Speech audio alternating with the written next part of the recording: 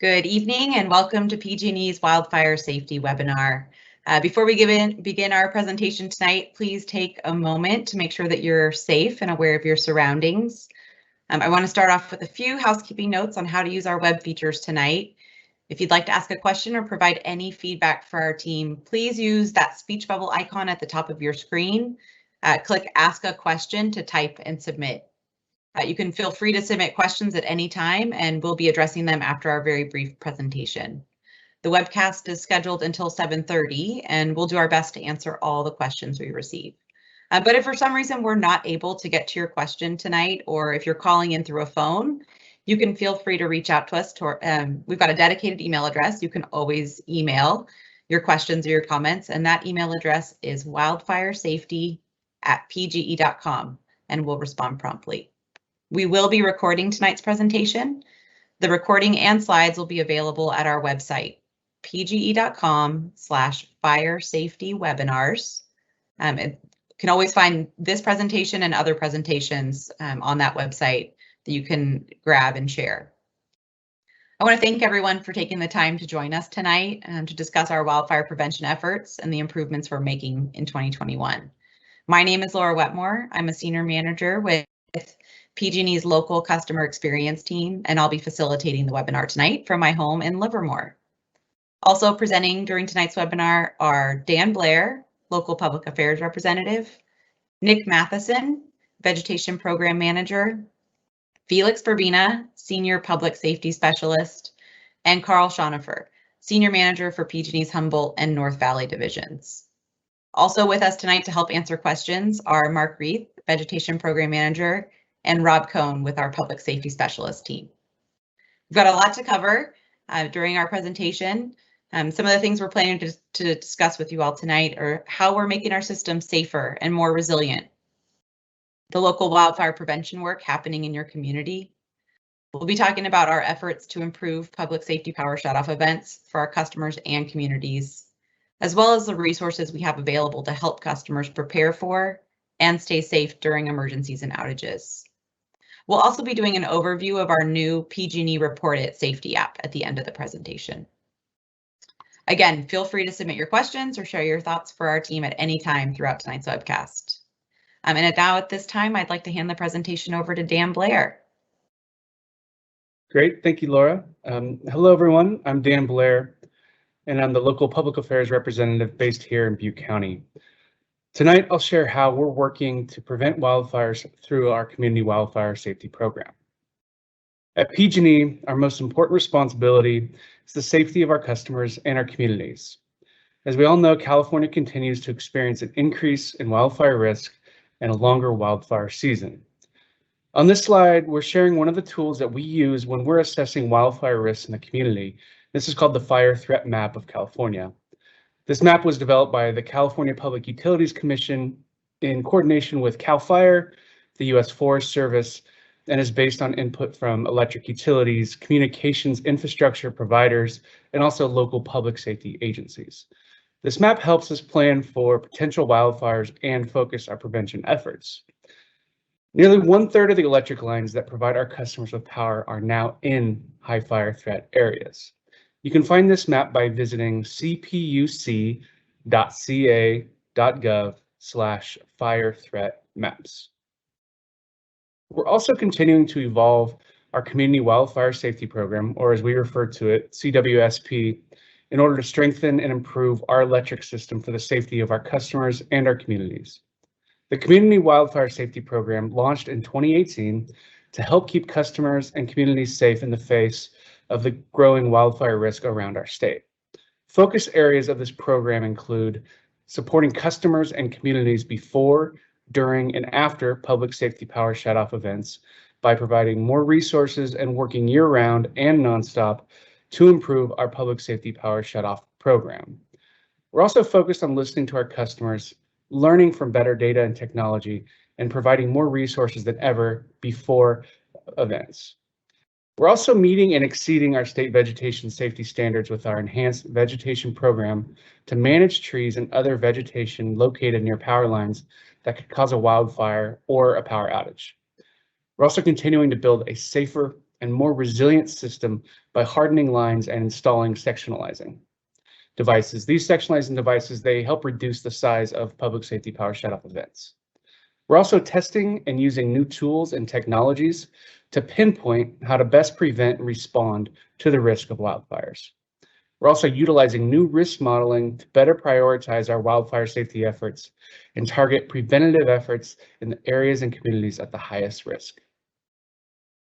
Our wildfire safety program is evolving and improving each year to reflect and incorporate lessons learned. On this slide, we provided an update on our wildfire safety efforts and plans for 2021 in our community, including system hardening, targeted undergrounding and improving the system to strengthen our poles and lines, enhancing vegetation management work to address vegetation located near power lines that pose a higher potential for wildfire risk, installing high definition cameras to give us the ability to see more of the high fire risk areas we serve, expanding our network of weather stations to increase our weather forecasting capabilities, and installing sectionalizing devices that limit the size of outages by separating our electric grid into smaller sections. In addition to these wildfire prevention efforts, during public safety power shutoff events, we open community resource centers where community members can access resources. Quarterly updates of our wildfire safety efforts in our community can be found at pge.com/wildfire safety. As part of our ongoing efforts to prevent wildfires, we're strengthening the electric system with stronger poles, covered power lines, and targeting undergrounding to further reduce wildfire risks and better withstand severe weather. These efforts are collectively known as system hardening. This work will occur over several years across thousands of distribution lines in the highest fire threat areas. And by doing this, we will help reduce the risk of wildfire, enhance the long-term safety of our system, especially during times of high fire threat, significantly improve reliability during winter weather, and in some cases help to minimize public safety power shutoff events, those impacts from those events. On this slide, you can see the areas in our community that have received system hardening and the areas planned for 2021. We are installing sectionalizing devices to narrow the scope of public safety power shutoff events so fewer customers are without power. These sectionalizing devices separate the electric grid into smaller parts, allowing us to de-energize targeted areas during severe weather and wildfire conditions. We're also adding remote and in some cases automated capabilities to many of these sectionalizing devices, which gives us a greater ability to keep areas energized during events. The map provided on this slide shows the locations of planned and installed sectionalizing devices in our community. To visually monitor our service territory in real time, we're continuing to install new high-definition cameras across the regions our infrastructure serves. This year, we're installing 135 high-definition cameras in high fire threat areas as we build towards our goal of 600 total by 2022. Which will give us the ability to see more than 90% of the high fire risk areas that we serve. Our Wildfire Safety Operations Center staff use these cameras to monitor and respond to wildfires. As needed, we also allow CAL FIRE, local, state, and federal agencies to individually control these cameras. Here we have the numbers of high definition cameras in our community and their approximate locations. The green squares are PG&E owned high definition cameras. And the purple squares are high definition cameras, which are not owned by PG&E, but we have the ability to view their feed. You can see the recent images from these cameras at alertwildfire.org, or you can go to pge.com/weather. To further improve our weather forecast capabilities, we're growing our own network of weather stations to better predict and respond to severe weather threats. This year, we're adding 300 new weather stations to complete our long-term goal of 1,300 total, or one station for about every 20 line miles in high fire threat areas. On this slide, you can see the number of weather stations and their approximate locations in the community. The blue dots are PG&E owned weather stations, and the yellow dots are remote automated weather stations, or RAWs, which are not part of our weather station network, but we have access to the data that they collect. You can see the outputs of the weather stations at mesowest.pge.com pge.utah.edu, or again, pge.com/weather. We're also working to keep the power on for customers during public safety power shutoff events through distribution microgrids when it's safe to do so. Distribution microgrids are designed to serve shared community resources in areas frequently impacted by public safety power shutoff events. We'll be continuing serving designated areas like a main street, downtown, or these corridors by rapidly isolating them from the wider grid and re-energizing them using temporary generation during an outage. These temporary microgrids will be used in selected communities where we can safely provide electricity to centrally located resources such as schools, pharmacies, markets, restaurants, police and fire stations, gas stations, and banks. In addition to the improvements we've shared so far, we're also testing and using new tools and technologies, including rapid earth fault current limiter technology to prevent sparks when a line is damaged, ground-based LiDAR, which stands for light detection and ranging, to more rapidly identify where vegetation work is needed and to verify our work, and satellite monitoring to detect potential wildfires, allowing for faster response and awareness. With that, I'll hand the presentation over to Nick Matheson to share our vegetation management work in the community. Thank you, Dan. My name is Nick Matheson. I'm a vegetation program manager. I'm here in my home in Chico. We're working with customers and communities to manage trees and other vegetation located near power lines that could cause a wildfire or power outage. Through our routine vegetation management program, we inspect approximately 100,000 miles of overhead lines across our service territory every year, with some locations patrolled multiple times a year. We prune or remove 1 million trees annually to maintain clearance around power lines. And we cut down dead, diseased, dying, or defective trees, primarily in areas affected by drought or bark beetles. It is worth noting that the electric transmission lines generally require greater clearance distances between the lines and vegetation in order to help eliminate transmission outages and ensure public safety and reliability of the transmission grid system. In addition to our routine vegetation management work, our enhanced vegetation management program addresses vegetation that poses a higher potential for wildfire risk in fire threat areas, which we will dive into further on the next slide. Other improvements to our vegetation management efforts this year include improving our methods for verifying vegetation work and inspections, creating a centralized team of arborists to identify and address issues in real time, and piloting LiDAR to review and record completed vegetation management work. As mentioned on the previous slide, we are maximizing the safety of our customers and communities through the Enhanced Vegetation Management Program, which exceeds the state standards for minimum clearances around power lines, including pruning overhang limbs, branches, and above power lines. This includes additional inspections beyond routine patrols to cut down dead, diseased, dying, or defective trees that could harm the power lines or equipment, and evaluates the condition of trees that may need to be addressed if they are tall enough to strike. Here you can see a map of the areas where we plan to perform the enhanced vegetation management work in your community this year. I will now hand over the presentation to Felix Burbina. Well, good evening. My name is Felix Burbina. I'm a senior public safety specialist with PG&E. I'm broadcasting from my home here in Red Bluff, California. At this point in this presentation, I would like to provide an overview of the public safety power shutoff program and improvements that we are making in 2021. What is a public power shutoff? For the safety of our customers and communities, public power shutoff continues to be a necessary tool as a last resort. So we have high winds that cause tree branches. We see in the slide here, high winds that can cause tree branches and debris to contact energized electric lines or equipment and cause wildfire. As a result, it may need to turn off the power in severe weather conditions to help prevent wildfires. I just want to emphasize that these events are always weather driven and are only called when extreme weather and wildfire risk are present. And then once this, as we see in the slide here, once the severe weather has passed, we inspect it with troops on the ground, folks on the ground, or by air, and any damages that might have been caused at the time, we'll do repairs at that time. And then once inspection and repairs are complete, the power is restored.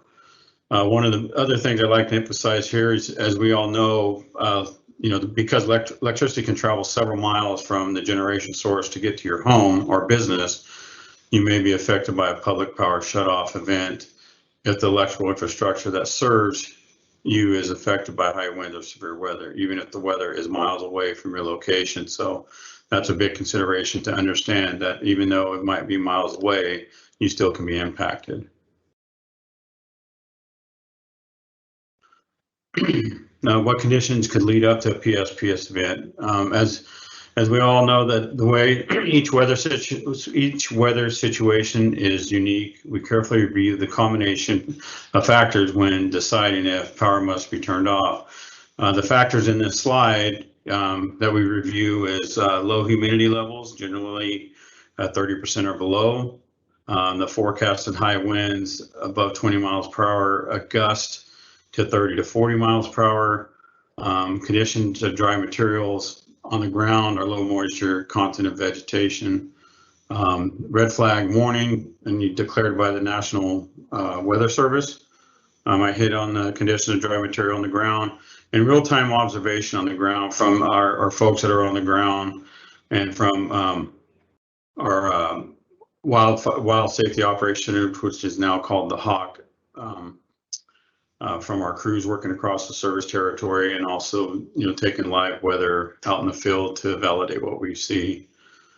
This year, our decision to process involving to also account for the presence of trees tall enough to strike our power poles, power lines, when determining if a PSPS event is necessary. I'm going to shut that off. Sorry about that. I said to take a break. Every wildfire season is different. As we all know, California has a dynamic wildfires, and each year it seems to be different as we move into the season. The ongoing drought and conditions determine the number of times we'll need to shut off power without compromising safety. This set of criteria is a first step, which may lead to further analysis from our meteorology team to determine if a public power shutoff event is necessary. The overstrike exposure and PSPS decision making. Each year we've made improvements to the public power shutoff program for safety. The same is true this year. As we mentioned in the previous slide, this year we are incorporating additional criteria for our public safety power shutoff program. To help prevent major wildfires, the federal court issued an order recommending, not requiring, we account for trees that are tall enough to strike power lines when deciding whether to turn off power for safety. We have proposed adding this criteria to our public safety power shutoff program for the safety of the customers and the communities we serve. Identifying potential impacts for updated criteria for Butte County.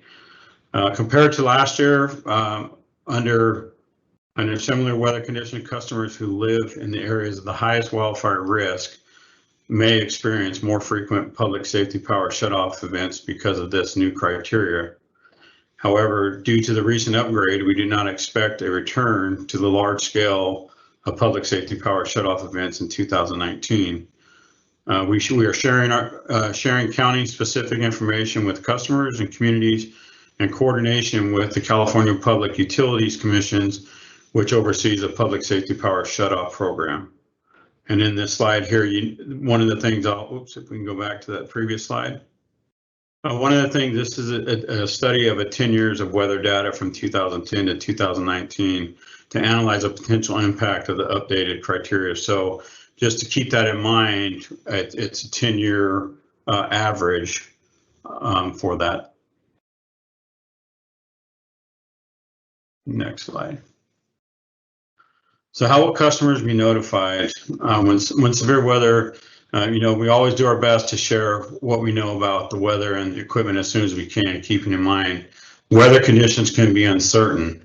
When severe weather is forecasted, we provide advance notice prior to turning off power and updates until power is restored. On this slide, you can see the cadence of notifications before, during the public safety power shutoff, and beginning 2 days, beginning 2 days before that shutoff event. So the time frames with timing of notifications is 2 days. The 1 day, as we see on these slides here, and during the event. How we send our notifications are via text, automated calls, emails. We also have our social media that will inform local news and radios to get our messaging out. The new thing for 2021 is our address alerts.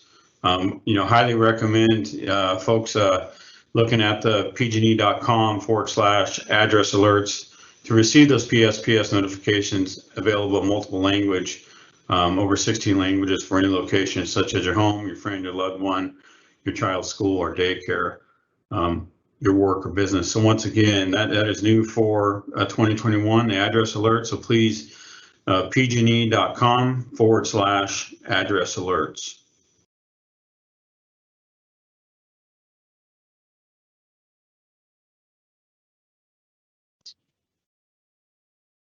So the type of outages that we have, PG&E customers may experience planned or unplanned outages for different safety reasons, which would include rotating outages when the state's grid operator, the California Independent System Operator, or CAISO, determines there is not enough energy supply for customers' demand, generally due to statewide extreme heats. And you can see how we notify during that rotated outage, phone calls, emails, texts, similar to what we do with the PSPS. And then, like I said, CAISO to the state's grid operator makes that decision there. Emergency outages, when the lines are de-energized so crews can safely repair damage to electric equipment. Those are, phone calls, texts, and emails. So that's why it's pretty critical to be in that text chain or the phone calls or the email chain to get alerts when we do have outages or something goes on with our system that we need to make notifications to our customers. So planned maintenance or enhancement on equipment, which has been scheduled ahead of turning off power. We try to do a 10-day advance notification on that. So that's what our goal is, to make sure everyone's aware of customers. And then after wildfires during the CAL FIRE or other fire agency requests that we shut off power for the safety of public or first responders. And when we have to do that, it's once again the phone calls, the texts, or the emails for our notification process. And the last one here is a public safety power shutoffs. When power is shut off to public safety during severe weather, such as strong winds, low humidity, dry vegetation. Once again, we use that PG&E/alert that I mentioned in the previous slide, with phone calls, emails, texts, social media, a news release, local tribal government outreach. So that's how we notify our customers there. With that being said, that is the PG&E who makes that decision. And the previous one was CAL FIRE first responder agencies for active wildfires. At this time, I'd like to hand the presentation over to Carl.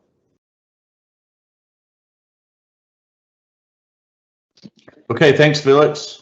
I'm Carl Schoenifer, the Senior Manager for PG&E's Humboldt and North Valley divisions, and I'm reporting from my home in Humboldt County. So tonight I'll be sharing the resources we've made available for our customers and the communities we serve to help customers prepare for and stay safe during a PSPS event or public safety power shutoff. So we are listening to our customers and we're working to make immediate improvements. On this slide, we're sharing more details about the customer support we provided in 2020 and our plans to enhance these programs for 2021.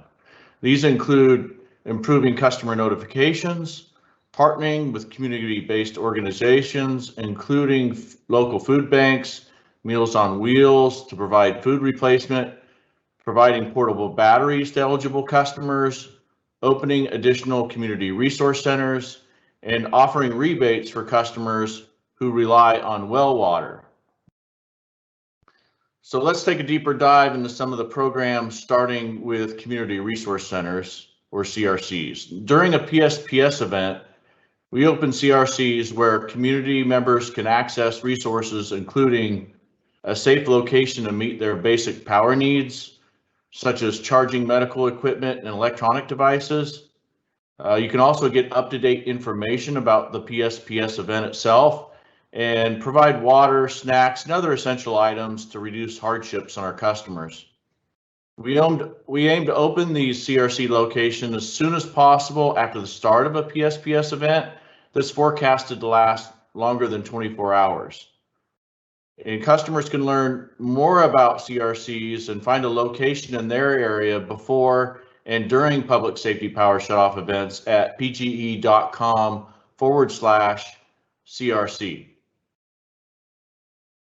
So we're working with the Disability Disaster Access and Resource Program to provide support during the public safety power shutoff events. During 2020 events, this program engaged with about 1,700 customers and provided resources that can be seen here on the slide. To learn more about this program, please visit disabilitydisasteraccess.org.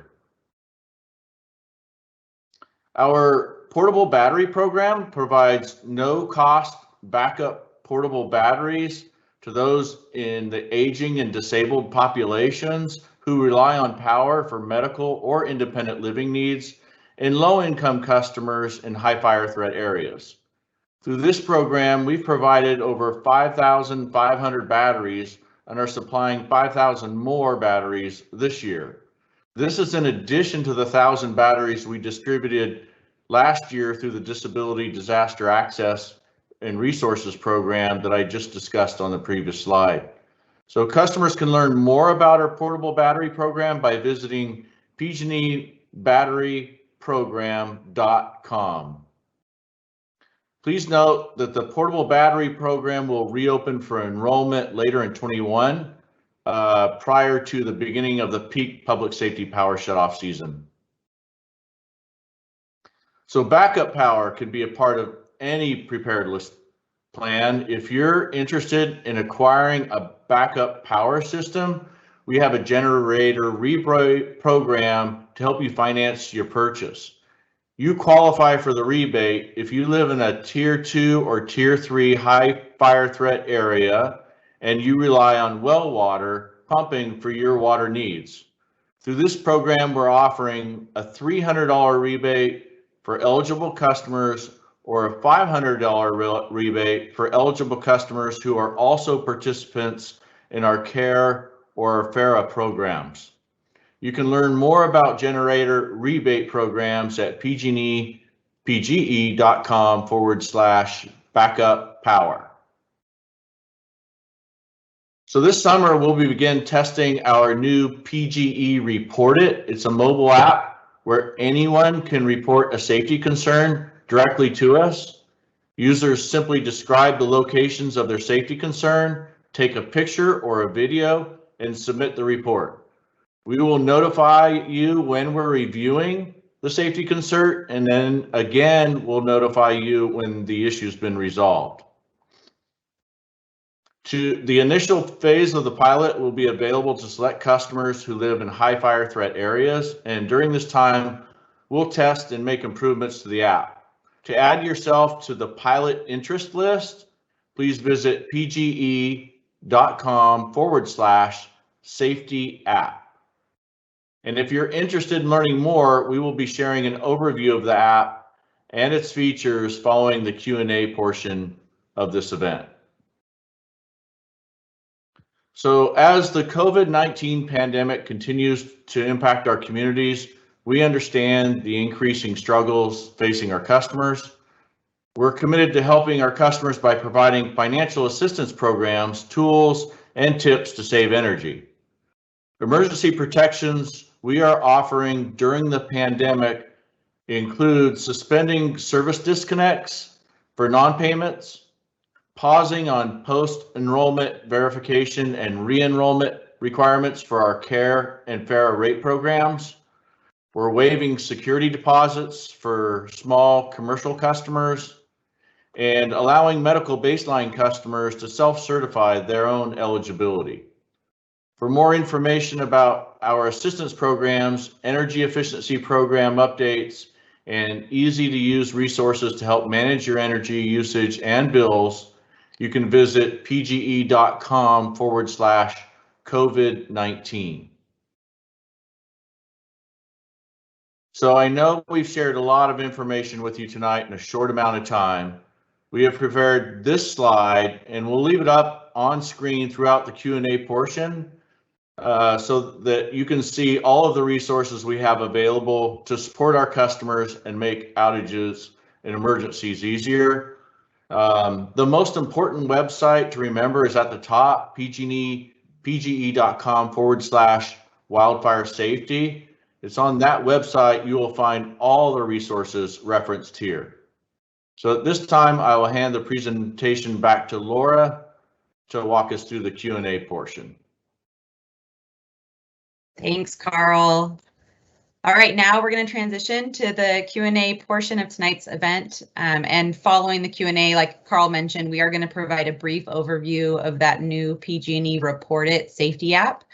So if you're interested in learning more about that, please stick around. It's going to be a real quick demo, just showing some of the features that are going to be tested this summer. One question that we often receive is whether this presentation will be available for download. In the coming days, you'll be able to find the presentation posted to the PG&E website at pge.com/fire safety webinars.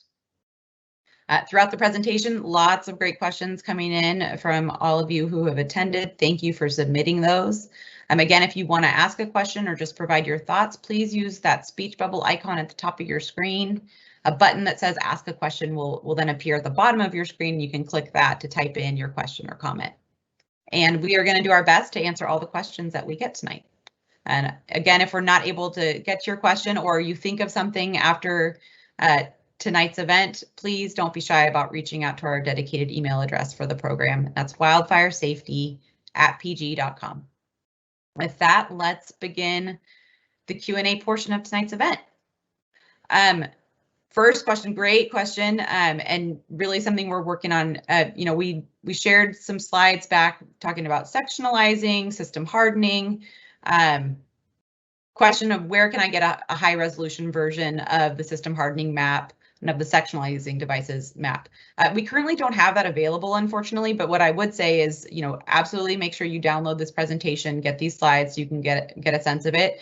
But that is something that we are working on to be able to get out on a public map on the website. And really for kind of a follow-up to this question, I want to come to Rob.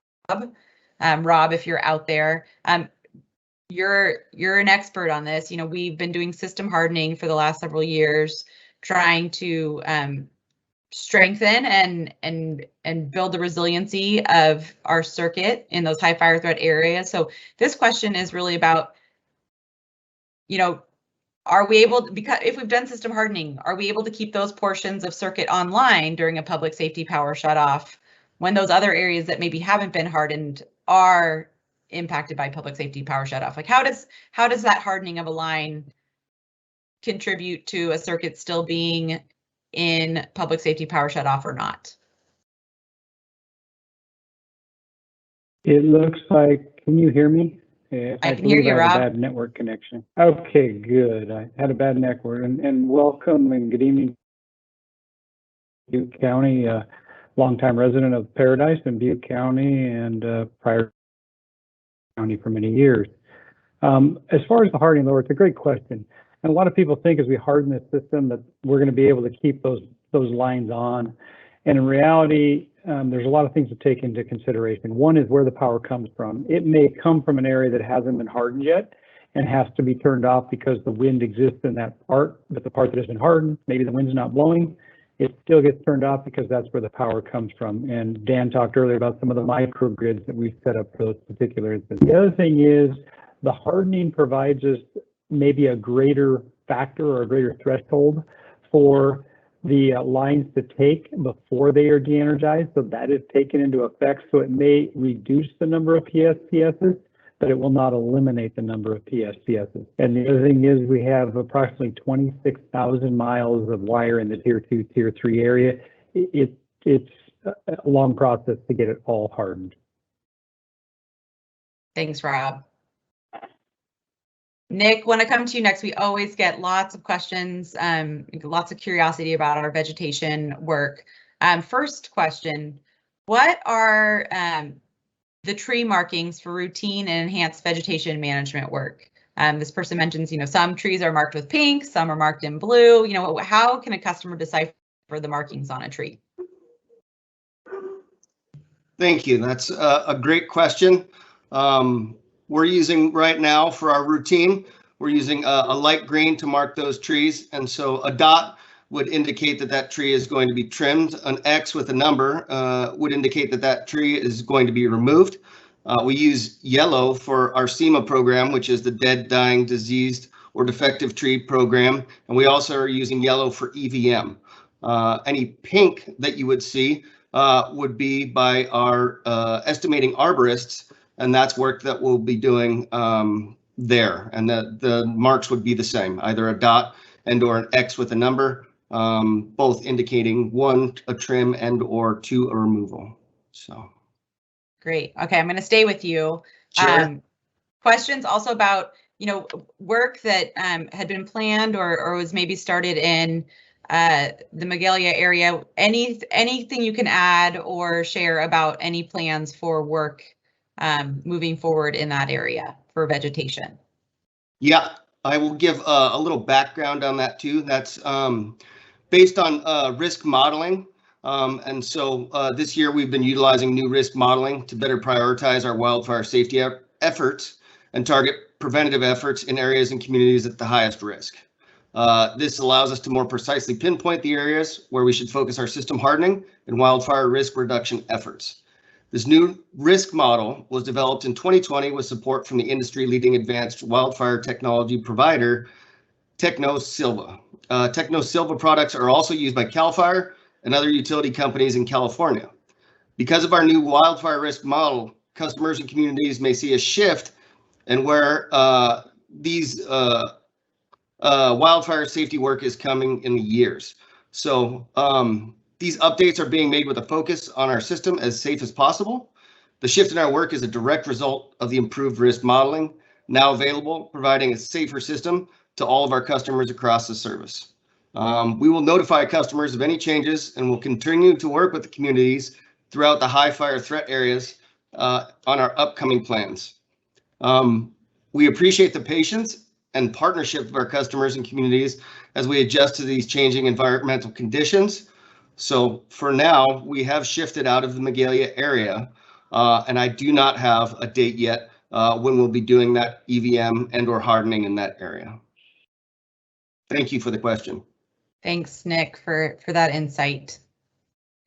Felix, I'm going to come to you next because we shared a slide that talked about an estimate based on modeling or historical information of 2.5 power shutoffs per year in Butte County, but recognizing the last 2 years, definitely it was not 2.5. So can you share a little bit about what went into that or how did we come up with that number of 2.5 and why does that look different than the last 2 years experience?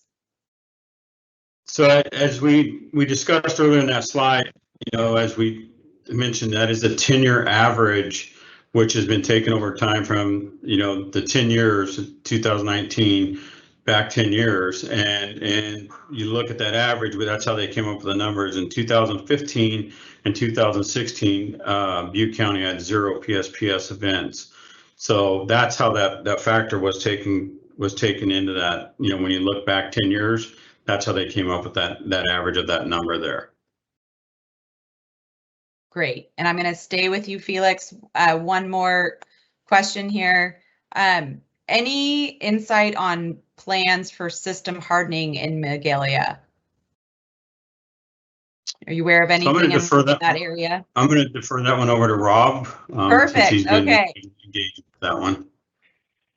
So it looks like the person that asked the question, even I noticed, is even aware of the Orofino circuit and the circuit coming out of Paradise. The hardening is taking place in parts of Magalia presently at the time as part of the rebuild going on with Paradise and Magalia areas. So there are parts of hardening going on in both places. There will be, it's still being evaluated, but there's targeted underground, like Dan mentioned.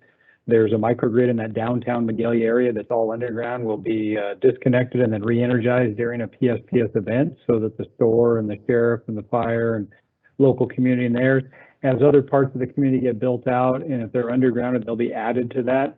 Will the whole community be undergrounded?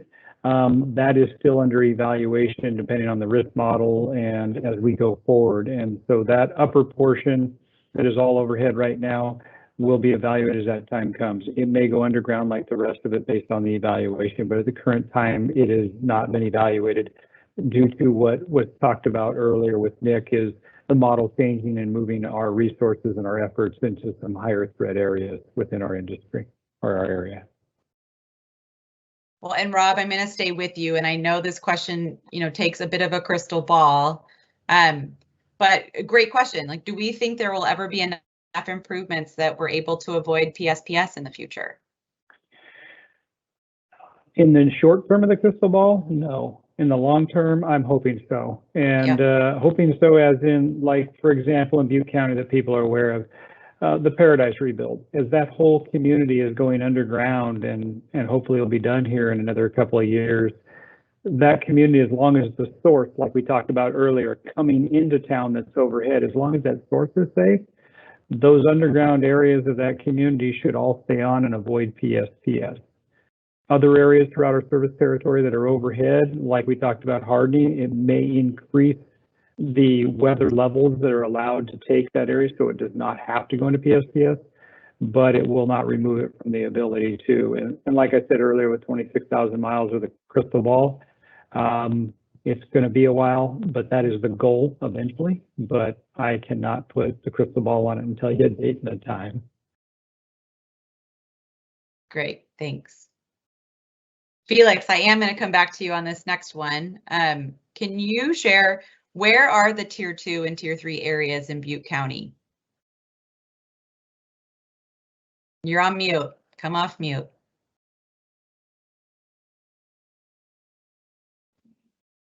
You hear me now? I hear you now. Yeah, thanks. Okay, sorry about that. So when you look at the high fire threat areas in Butte County, you can take it from the tier 2s. If we go from, Butte is not a small county, so anywhere east of Chico, when you start getting up into the Paradise area, that is all into the tier 3. And then all the surroundings are by Highway 36 is going to be, not Highway 36, up by Highway 89 is going to be your tier 2. When you look at Oroville, that is in the tier 2. When you go to the east of Oroville, pretty much your foothills is where you're going to run into your tier 3. So Palermo is currently in the tier 2 area. And then, like I said, once you get up into your foothills, you start running into your tier 3 areas: Feather Falls, Forkstown, Berry Creek, Brush Creek, Big Bend, Hughes Place, Junction House, and those are pretty much your tier 3 areas. Does that sort of help answer that from there? Yes, and I would always encourage customers, you can find copies of the maps. All of the CPUC high fire threat district maps are on their website. Again, that website, let me grab it quickly because it's a real long one. You want to write it down. That one is, apologies, I should have gotten there a lot sooner. www. You want to help me out? Feel like, oh, there it is. I got it. cpuc.ca.gov/fire threat maps. And to be honest, if you just go on Google and you type in fire threat map or CPUC fire map, it's the first thing that pops up. Really great tool. Go on there, interactive GIS application that you can drill down to see where those tier 2 and tier 3 areas overlap with the community. Carl, I'm going to come to you next. Great question. And this could be in relation to, you know, planning for power shutoffs or just in general. Any guidance that you would offer to people who are considering?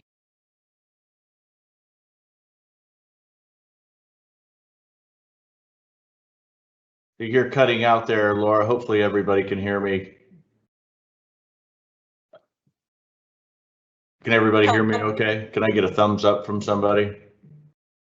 Okay, terrific. So regarding solar, we certainly support solar customers. You know, you'd really need to check with your solar provider depending on your certain circumstances. Keep in mind that the typical solar system basically doesn't necessarily come with battery backup storage. And so while that's generating power that's delivered into our system, if we have a public safety power shutoff, it still doesn't help you power your home unless you have a more elaborate system in which you have battery backup along with the solar system itself. And so I would encourage you really to explore all those alternatives with a solar provider and walk through the ins and outs of that.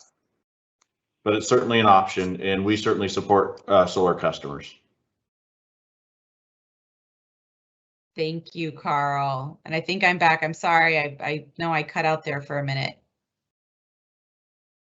All right, we've got another question. Nick, I'm going to come to you just on our practices around managing vegetation along any of our rights of way. What are our plans and what are our processes for managing any brush that's within our, especially like our transmission corridors?